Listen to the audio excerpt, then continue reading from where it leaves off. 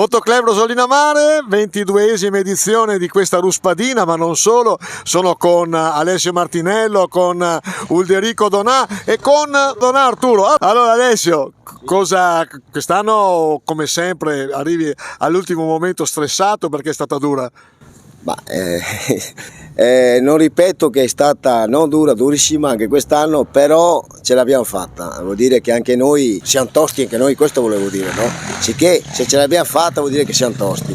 Ecco, quest'anno, ripetiamo, 22esima edizione, anche quest'anno piloti importanti, la ruspadina il 6 gennaio, poi ci sarà il Super Mare Cross, che sarà quando, Alessio? 16-17 febbraio quest'anno.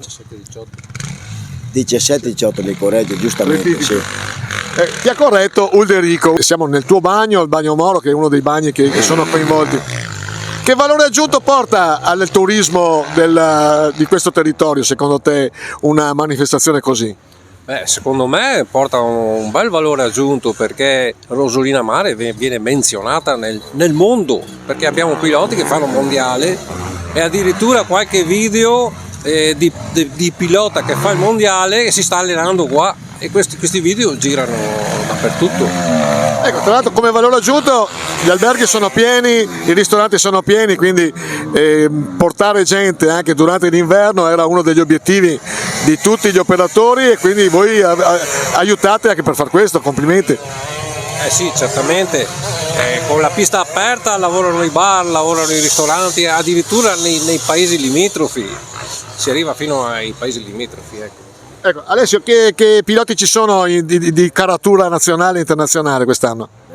Basta dire Andrea Verona, abbiamo già detto tanto. Andrea Verona, 6 volte campione del mondo, appunto, e più volte campione italiano, ma so voi, quando uno è campione del mondo poi l'italiano non lo guardi più, no?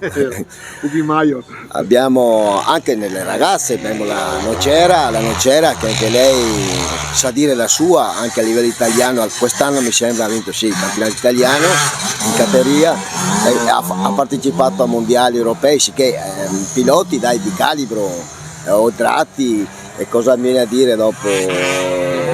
De Bortoli, cioè sono tutti piloti che vanno forte, ecco, che sono a livello internazionale. Ecco, allora con l'augurio che il prossimo anno, 23esima edizione, tribogliate un po' meno, nel senso per permessi e altre cose, allora sottolineiamo, arriva gente in un periodo che non c'è mai arrivata gente, quindi secondo il mio modestissimo parere è giusto appoggiare il vostro impegno. Complimenti. Grazie. E l'ombrellone lo può lasciare a casa in questo periodo, sicché ha una fatica in meno da fare, giusto? Grande ragazzi, complimenti. Campione mondiale qua a Rosolina, soddisfazione di questa pista. Che pista è questa?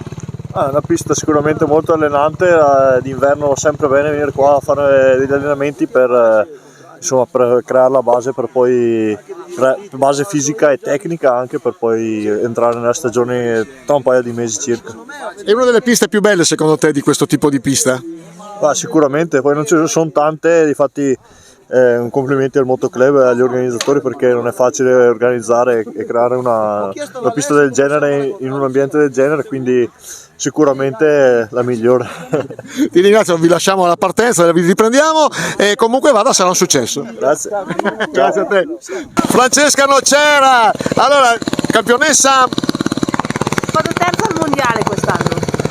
Terza al mondiale quest'anno. Terza al mondiale, tu sei cresciuto in questa pista, che soddisfazione è correre qua?